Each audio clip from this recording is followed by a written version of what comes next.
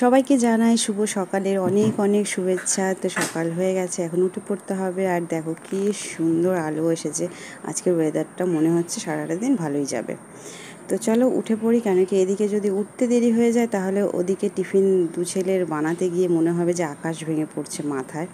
তো সেই জন্য আর দেরি করবো না, এখন উঠে যেতে হবে। কিন্তু উঠবো উঠবো করে যে আর উঠতে ইচ্ছে করছে না, এটাই হলো বিরক্তিকর ব্যাপার।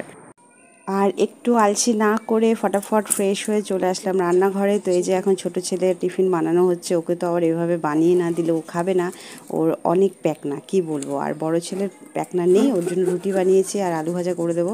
তো এখানে দুধও ঠান্ডা করতে দিয়ে দিয়েছি, এটাই হলো আজকের tiffin.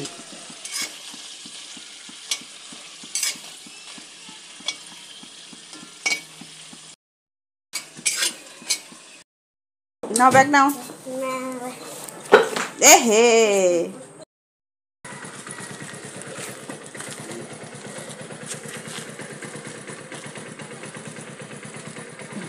Tata tata tata tata.